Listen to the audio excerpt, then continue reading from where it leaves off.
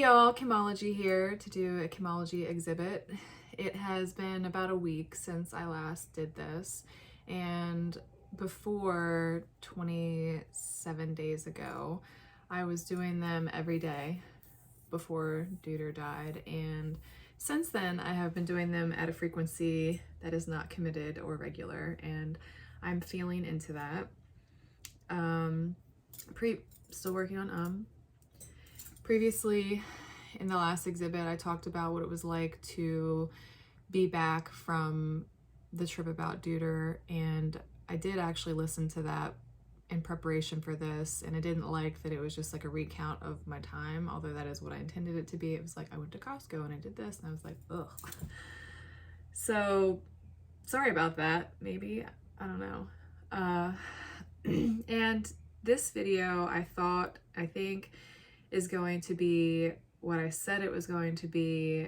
I have been saying that there was this thing that I want to share, but that it wasn't so much that I wasn't ready, but I suppose maybe that is by definition what it is, why I haven't shared yet. But this messy thought that I have referred to, if you've read it in a post or seen it in a previous video, I referred to it as the messy thought about Dooder. And since I've been home and continuing to, like, would you call it progress, my feelings or my experience is continuing to change, I have felt a lot of things. One is that I still don't feel like I am doing the big change or creative that I felt that I wanted to do, and I have feelings about that. Another thing that has been significant is the experience of your other people's responses to me and my continued curiosity or interest or whatever that is. Because as soon as I say, for instance, as soon as I said I haven't done as much and shared that little part and didn't go into some big thing about it, I immediately thought there are going to be people who say, well-intendedly, you don't have to do something, or doesn't have to be a thing you do, or be easy on yourself, or all these things. And that is the theme of stuff that continues to be really interesting to me. And it always has been. I remember one time I was talking about, it would be in the space of doing a 30-day challenge about my body, and there would be people who I would say I missed a day, and I would share that I didn't feel good about that, or was upset with myself about that. And some of the responses would be like, you don't need to lose any weight, you look great. And it was like, why? My thought was, why would we encourage someone to not do what they said they wanted to do? It's like we think we're doing something good by telling someone to not be so hard on themselves. But I said, I wanted this, I didn't do this. Like, I probably seem like I'm okay. Like, I don't need to be rescued, but yet we still want to pacify or placate, or are those the right words? But we want to like soothe, which actually diminishes the energy.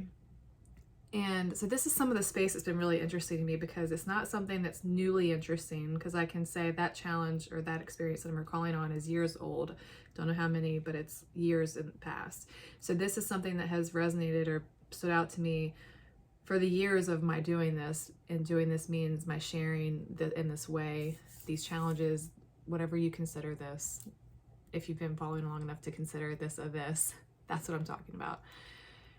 So it's always been interesting to me, the kinds of responses that I get, and that has been part of what I've shared. I share like the things I get to respond to, because sometimes, yeah, anyway.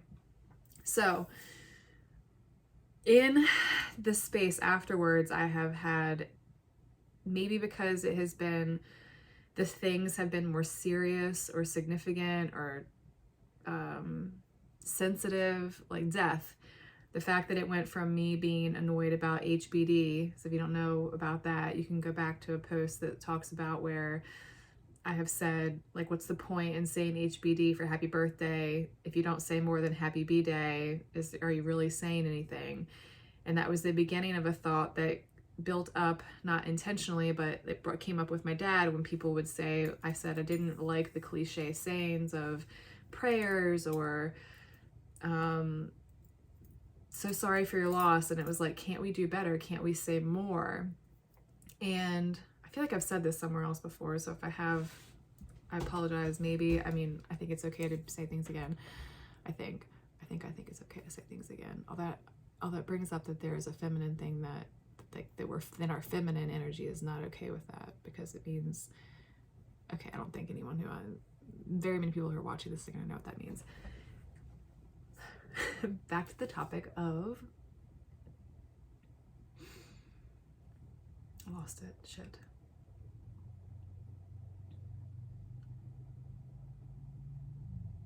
Oh, I was saying about what progressed from being irritated about HBDs to irritated about sorry for your loss and thinking we can do better for each other, say more, say something more authentic, and then I don't really believe in the word more, so I'm contradicting myself.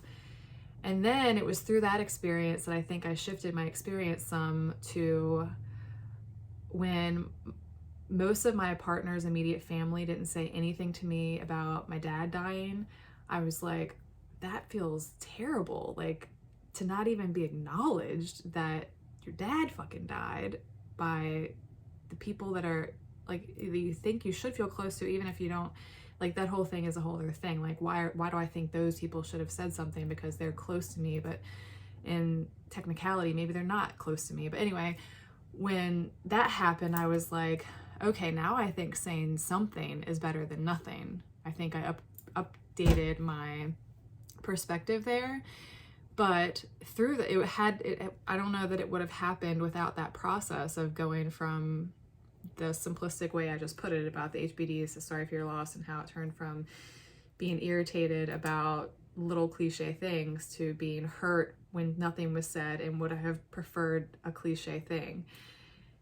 So all of that to say that I have always been interested in what we say to each other, and being the person that is so passionate or fond and I like words and what is possible to use words well, and I strive to speak well, meaning I strive to say what I really mean, and to be careful and particular and specific about the words that I choose to represent the thoughts and feelings that I have.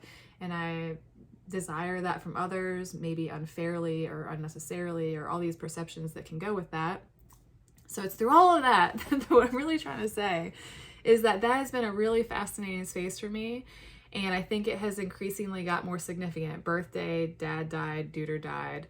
And now I have this thing that I want to share, because that's what I do. It's part of what I think my thing is, my thing, my purpose, that whole thing. And I have felt hesitation about it because, and then that's the part that I've been working with, like, because why? Why have you felt hesitation about it? So I'm going to try to articulate that here. And again, please remember, if you haven't heard this before, or if you have, please consider it a reminder. This is not planned. I don't have a script. I didn't even, and I say that in a way that is not meant to be like, I don't care enough about this to have a plan for it. It's actually with the intention of letting the thoughts be the nature that it would be, to just be, I'm not trying to have a plan and a this to this to this that leads to this, which ultimately leads to that. Like, this is just me sharing my thinking, and some people seem to like that, and I believe there's possible value, so that's why I do it. So that means that this is fresh. This isn't like some figured out thing I have, and I'm sharing it with you anyway, because maybe there's something good for all of us in it. Anyone who's aware and wants there to be something here. So why would I have hesitancy to share this thing when I feel, believe that who I am and what my thing is to share things that aren't, especially the things the things in addition to the regular things. I want to share the things that aren't the normal things to share, the harder things to share, the things that seem or are vulnerable, those things. And so I think some of the hesitant feeling is coming from, I have not liked, I'm not sure if that's even the right way that I want to say that, some of the things that I've gotten in response to. And I'm even scared to say that, because What I don't want is to inhibit, prohibit, cause you to ultimately decide not to say anything, because I ultimately still believe that saying something, I think saying something is always better than saying nothing. If you have, not always, but it's close. Still working on that one. But I generally advocate for expression, not withholding, not bearing, not censoring, not like, oh, I shouldn't say that because I'm going to piss someone off. Or most of my work, my philosophies, my frameworks are of express. And so what I don't want to do is say, well, I don't like when people say this, and so then you don't say anything, or you don't say the this that I said I don't like, because that makes sense, that's logical. So I don't know how to share the thought and not prohibit or create a downsizing in express thought overall. I think that's part of it. Part of it is that concern. And part of it is just still a dynamic thought for me. Like, I don't have it all figured out, but if I wait and only share it when I only have it figured out, if I ever actually have anything figured out, then like, what's the value in that? Or maybe there's lost value in not sharing this part. So I wouldn't say I'm afraid of what people are gonna say. It's that I haven't figured out, haven't organized myself to it yet. Meaning, I am noticing myself not liking things that other people are saying, but that I said is, I'm not sure is accurate, because like to me means attracted to, and I am attracted to things that don't necessarily feel good. So maybe it's that things get said that don't feel good, so then I don't know how I want to respond, because just because I don't feel good about what is said doesn't mean that it shouldn't have been said. Doesn't even mean that I don't want to receive it, because I ultimately want for everyone to express what they really think to the highest capacity. I think that's like one of my most fundamental things. So if there's something that I am ultimately doing that is then gonna like bring that down, that's not good for me. So I'm trying to figure out how to do it all, I guess. And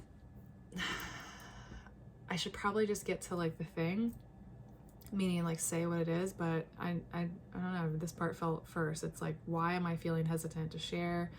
And then as soon as I say that, someone's gonna say, well, if you feel hesitant, maybe you shouldn't. Maybe, yeah, I don't know. That's not really a law or rule or guide I go with, I guess. Or maybe the urge to share feels stronger. I guess I just want to have a clear organization of like how I want to respond. Not even about how I want to respond, but what it means to me. And I haven't figured out that filtration system for myself yet, but maybe that it's through doing it. Not maybe, I think it is through doing it that you figure that stuff out. So to summarize, in case that's necessary, or would be good, necessary is not that important.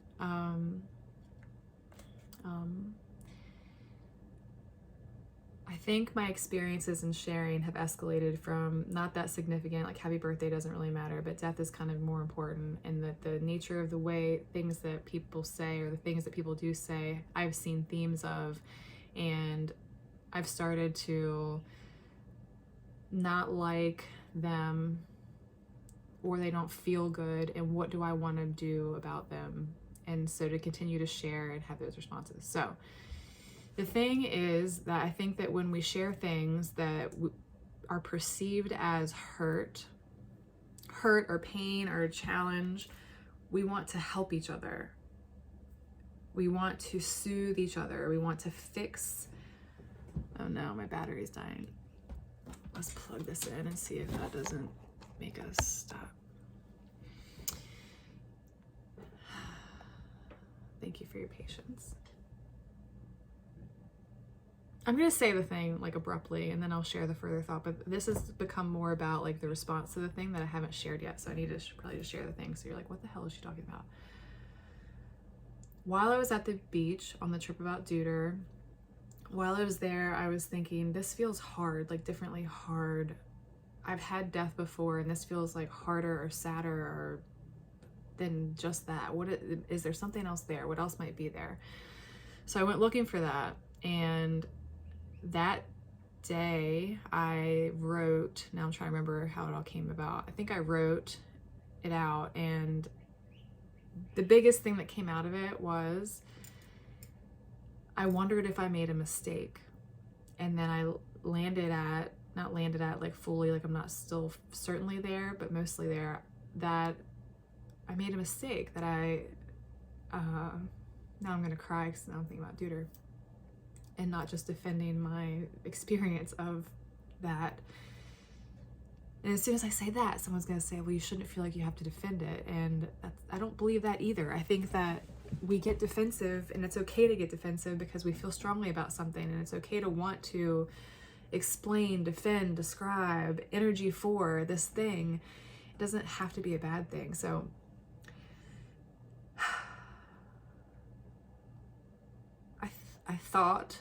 I think that I made a mistake, that I made the wrong call, that it wasn't time, that I decided that it was time and it wasn't time. And then I went exploring for why that could have happened. And the explanation that I came up with then, that is still resounding, is that I lost, again, I don't love the language here, and I'll indicate when I don't love it. Lost, I'm not sure that's the right word. I lost connection or with myself, with like what I knew was right. And that doesn't sound like me. Like that in itself sounds not Kim, not Kimology, not my work, not like if you look at me and you're like, man, she always seems really like grounded, connected, knows her stuff. I think that stuff too. I think I mostly have stuff figured out, not like in some absolutist way or like, but I have looked and discerned enough for myself that I have organized myself. And it doesn't mean that I'm unchanging, or that when something that I can't have a new belief or something becomes different. Anyway, I think I do have a personal map more than a lot of people, it seems. And so if you see that on me, I see it on me too. And I think in this situation, I wonder if I got away from that. And then I wondered why. Why would I have done that? What would have caused that? And I thought of things like, well, you were exhausted, like literally physically, were not sleeping more than 1 to 2 hours at a time for an extended period of time. There are scientific, biological, physiological things that happen to your body, and maybe that was a contributing factor. That was something I thought of. I also think that I don't subscribe to you should be so in your lane that what anyone else thinks doesn't matter. But I also feel like if I feel like I know something or I believe in something, I have enough irreverence to like stand in my space for whatever it is that I think is important. And I don't know what the variables were or are, but I wonder if something about is it time and what other people thought somehow weakened, broke down. Again, I don't love the language here, but I know that I observed from the very beginning of when this started in January when he was diagnosed, that I became aware of a thought that stayed with me of what are other people thinking about, is it time? And that was a thought that was there, and it was there and from different people in different ways, and even in places where it was never said or brought up overtly. And again, I'm like afraid to say this, not afraid, but like it's not, I don't think it's fear. It's that I want to tell you what it was like and not get all the, is it called a platitude? I heard that word in a book that I kind of liked. Not hear all the stuff like, I guess it's not that I don't want to hear it. It's just like I want to give you this message. I want to share this experience or these thoughts in a way that doesn't lead to making you feel like I need that I need to hear unsolicited advice, or that you're yeah, this is the really, really interesting part. It's like I want everyone to say what they really think, and I don't like what some of the thoughts lead to. Like if I say that and you say you shouldn't care what people think, I'm gonna want to pull my fucking hair out. That's real for me, and I'm gonna get to decide the things I get to respond to. I'm gonna get to figure out what I want to say to that, and anything that's like that. So that's what's dynamic for me right now. It's like I want to be this person that shares and encourages, and especially around authenticity and expression. But what do I do when I don't like what's expressed? And that's not even the right way to put it, because again, like equals attracted to. I am attracted to it, meaning like when you say it, I can sometimes obsess over that more than like the nice thing that got said. So if like equals attracted, it's not that I don't like it. It's that, I guess it's that I want to express something that doesn't lead to the predictable thing that feels wrong to me. Like when someone says something like that, I guess that is what it feels. It's like, that's wrong. It's not right for me. So if it's human nature to want to be understood, and not only do I want to be understood, but I want to be a catalyst for desired change in other people's lives, then how am I doing that? Or what is that like if I seem to like just have some, if when I respond authentically to your authentic thought, that it then it seems like I'm just defensive or not open to receiving information, then maybe that shuts down the possibility for interaction for the desired change. Like this is the messy part. So, but the actual thought, so then for me in this moment, it's about, have I muddied it up? Like I want to share about what the thing is about Dooder. I think that would be really valuable as its own thing. But this other thing is about how we interact with each other and what we say and how it affects and like what we're intending to do. So now I feel like all over the place about which is this about, and it's not about either. I'm working on that, I think, too, which is it doesn't have to be one or the other. It can be both. So when I say I think I made a mistake, I think that brings up a lot of people want to help me with that, want to tell me I made the right choice and I didn't make a mistake. But if I say that's what it is for me, what might you be missing that makes it such that you think you have to change it? And when I say you, I mean me too, because I'm not exempt from this phenomenon of human desire to help each other and to ease pain. So when someone says something, so I've evaluated myself in this space because I've had a couple unique and strong experiences in the last 9 months. My dad died and my very special dog died. And when hard shit happens and people have said things that I've been like, that's not what I want to fucking hear. Not even about what I want to hear. It's just like, that doesn't feel good. And then it doesn't feel good for me to not feel good about the thing that came from a person that I think is probably from a good place. Like sometimes I can read that stuff wrong and it turns into like something that seems benign, and then it's like you're actually a narcissistic asshole, and I was like, oh, I thought you were actually having a genuine comment of nicety there, but I could be wrong. Most of the time it's like a genuine, he'll always be with you in spirit, or there's no such thing as death, they're always with you, whatever. And I'm sorry I even gave it that tone, because those things aren't terrible to say per se. And some of those things are the things that all I can really say most accurately is that it didn't feel good to hear.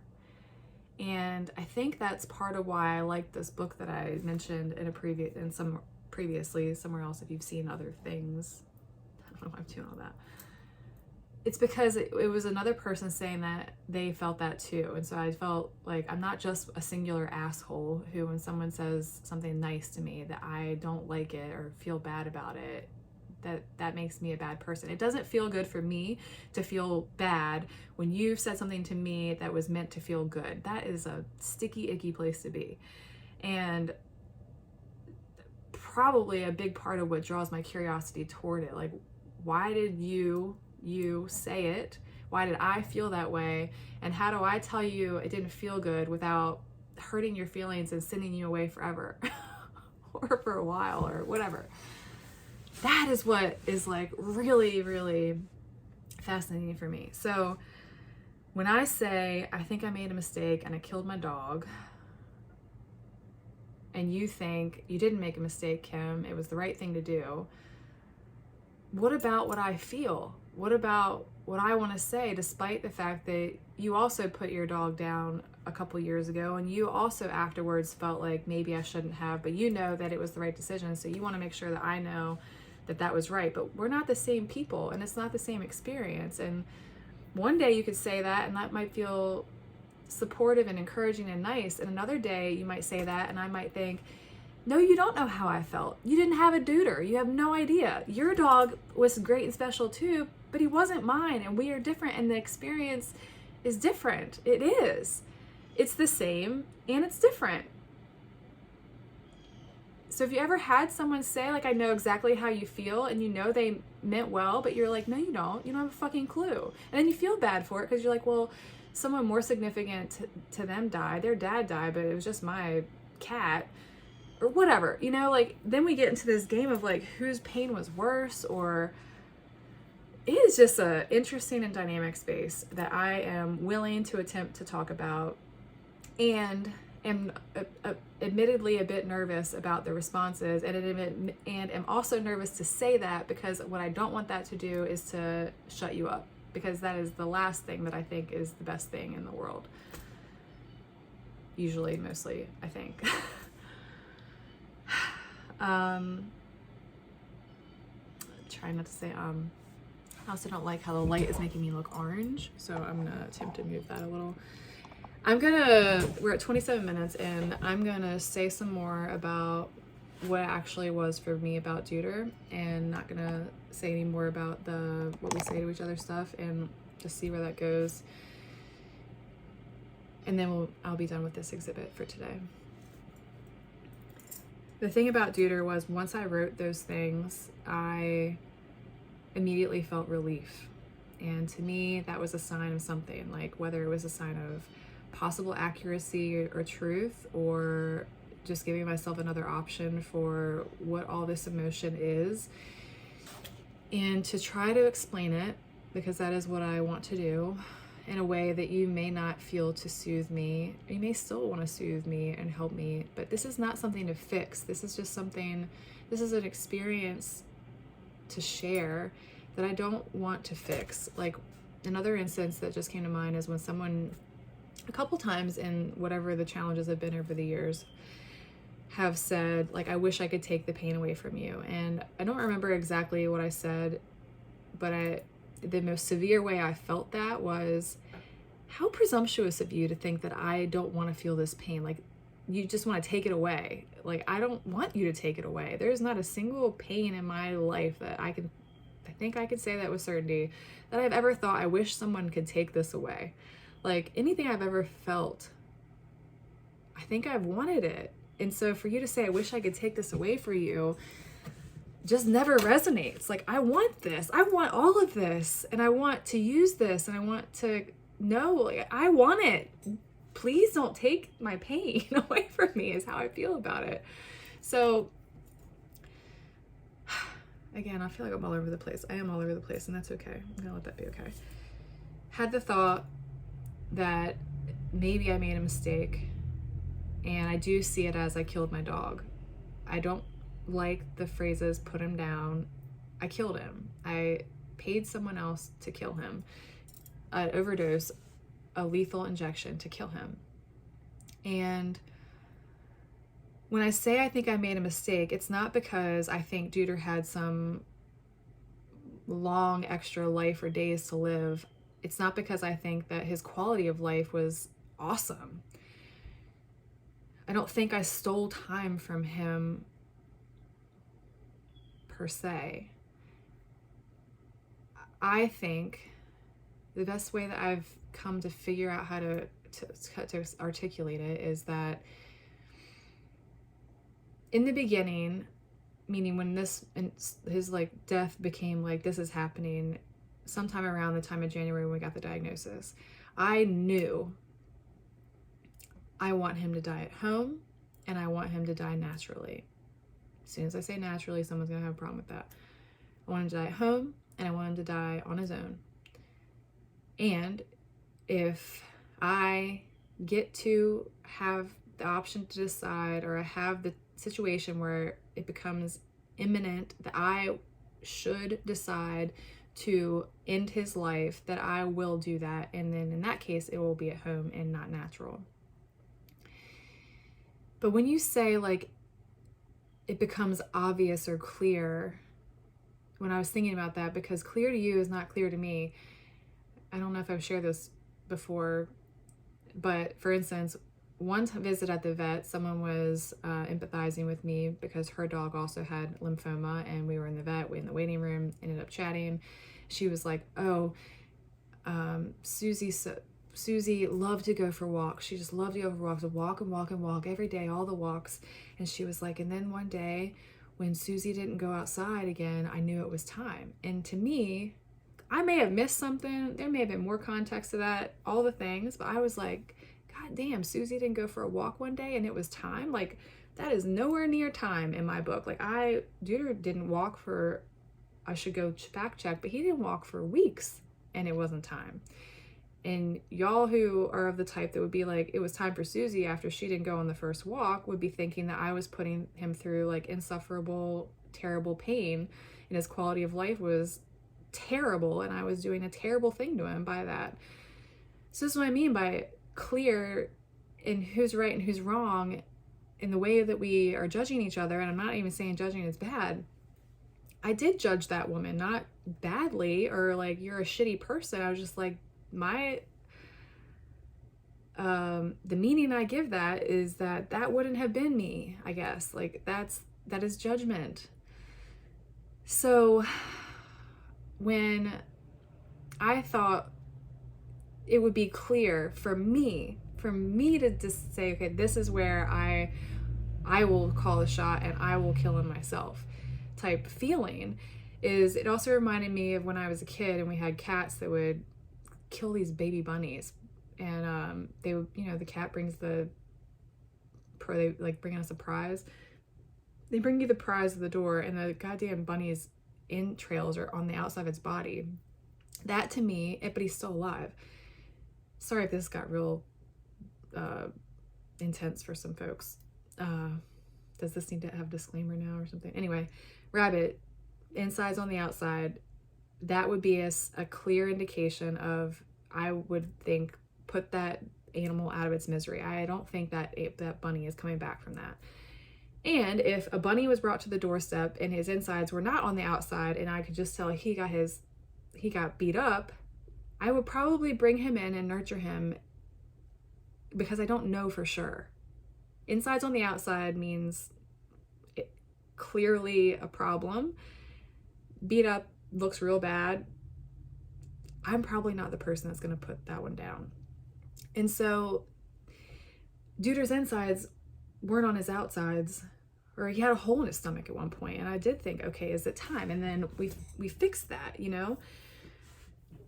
What I'm trying to say is that I'm not saying that I never would have made the choice.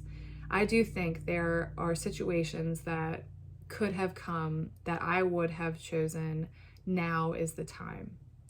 But what I did for this situation was not that. And I remember leading up to the time where I decided it was time, and the logic that I gave it then, I think will come back to me, meaning the things we think, and that stuff changes. So it's not lost on me that this will probably change. But leading up to it, my feeling was it's time, because it's time for me. And that's not, I mean, if you were close to the situation, you know that this is why this is partly hard to describe, because when I say like it was a selfish decision, meaning it was about me. I couldn't do it anymore. And because I don't believe in can't, it meant I didn't want to. And when I said it that way, which is how it always has the effect when you go from I can't to I don't want to, that always has a special effect. And that had an effect. And on that day, I was like, I don't want to do this anymore. Like, I was exhausted. So I decided, I made an appointment. I called and checked availability and then said, we'll be there at 4 to kill him. So, but then it's like, but all the way up till then, I was still thinking like, I don't know if it's time. He's weak, he's this, he's that. And so for me, what I'm attempting to articulate is that I think the way that it was supposed to be, did that stuff before, because I don't know about suppose, but I think the way it was supposed to be for us, for me and Dooder, was that he died naturally, or that it got to a point where I actually felt it. But that didn't happen. And I think I got caught up in some stuff that wasn't actually important. And it's really hard to share this thought because how much people feel about their own choices, I think. Maybe this resonates and other people are like, yeah, I wasn't sure either, but I did it and it feels bad because it wasn't time, or it's because I had to go to work, or I don't know what it feels like for other people. But I know the responses I've gotten to the few people that I have shared this with, and it has all been, you made the right choice, and or the tune of that, and some other really nice stuff that doesn't feel good, because I just want to share the experience and I don't want you to fix it. And I'm saying it in a way that feels harsh because it's not really you, it might be you, but the message is, I think, when are we doing that to people? When are we not just like saying, yeah, it sucks? That's like actually the thing that I've come in my most recent like landing is none of the platitudes or cliche sayings, just like acknowledging whatever the person said and be like, yeah, it hurts. It sucks. I'm not going to tell you it's going to feel better. I'm not going to tell you about the rainbow bridge. I'm not going to tell you that you did the right thing. It just hurts. And I'm not going to try to fix it for you. But how do we know when? It's that when to which thing for me. It's like when I was explaining this to my mom, no, it wasn't this. It was about something else. But it was, I feel all this, and like how some things that are said or feel wrong or bad. But it's also on any given day. Like the example I used with her was, what was it? I think it was about, like when someone is having a hard time and you share a similar hard time, sometimes that doesn't feel good because you're like, I want to talk about my hard time, or I'm so in my hard time that I can't really hear your hard time. But the other person wants you to know that they know how you feel, which sometimes can feel good, sometimes can feel bad. You're like, you don't have a fucking clue. Or sometimes you're like, oh, it's nice to know someone else feels this. When is it which? How do you know? And so that was the case. And I said, one day you could say, Dooder died, and someone says to me, well, when I lost my dog, what helped me was I went on a walk every day. And one day you might say that to me and I would be like, that's nice. That's great that worked for you. But I can't fucking hear it today. Like, I am just in my own thing. I don't want to be brought out of it. And I don't want to hear about your stuff. And that makes me a terrible person. Or you feel bad for feeling that. But I just think I'm not alone on that. Like, even the person who would say that to me, I think would also have had an experience in the past where it was like, that didn't feel good when a person did that to me. And we do that, and that's okay. And it's not okay. It's both. And so to have that be the reality is, and one day you can say, one day I might, the advice might resonate. I might think, oh, well, I've been following, I keep using Susie. I don't know who Susie is, but Susie, I've been following Susie for 10 years. I like Susie. I resonate with Susie. I'm drawn to Susie, whatever it is about Susie. So one day Susie says, you know, I went for a walk every day. And I'm like, you know what? I'm going to take my ass on a walk today because Susie says she went for a walk and it helped. I'm going on a walk today. But another day, depending on where I'm at and whatever, all the things that could be variables, Susie says, you know, I went on a walk, and I'm thinking, fuck you, Susie. I don't care about your walks. I don't want to hear about that today. Said aggressively, dramatically, probably wouldn't ever say that. And I'm trying to share the dynamicness of what it's been like. And it is a mix of what we say to each other, what we say back to each other, and this messy thought I have about Dooder that I think no one is going to understand. And why do I still want to try to share it? Because that feels like what I want to do. And whether it becomes like I was right, I mean, I'm going to be right about it either way, meaning if I was right and it becomes something that I was able to explain in a way that did help a few people, that would be a great situation for me. Or if it becomes the last thing I share that I get enough feedback and I'm like, not fucking sharing that kind of shit ever again. I don't think that's going to happen. And I know that the fact that I felt strongly to share it, there's something there. So attempted this big messy share that I call chemology exhibits, so that conversations can be had, whether it's you with me or you with someone else. You're like, this shit Kim shared today, da da da da da. Or it's like, did you see what Kim shared today? Like, da da da da. Both tones, I'm sure, are out there and varied in between, and I'm okay with all of it, I think. And I really just want to be a muse. Somebody reminded me today that I'm a muse, and not everyone thinks I'm a muse.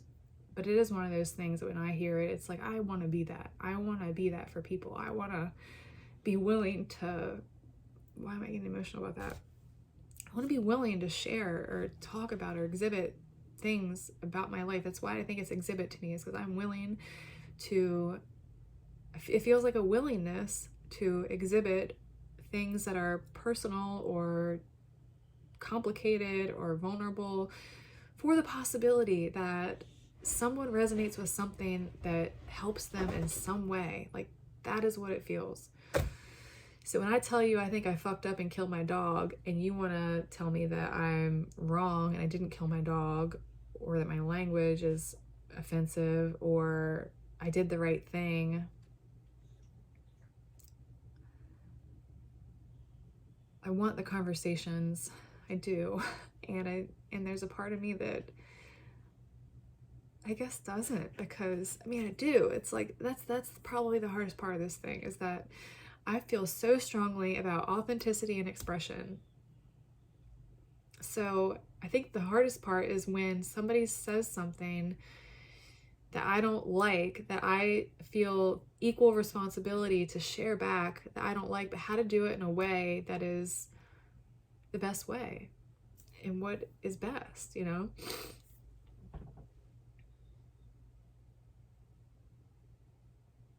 I think I'm just gonna stop there. I mean, plenty of stuff here, right? This is one of those ones where I'm thinking, should I watch it before I post it? Because maybe I shouldn't share this and try again, you know? You don't know. I don't know. Maybe I don't like when I say, you know, because I don't know what you know. Ciao for now.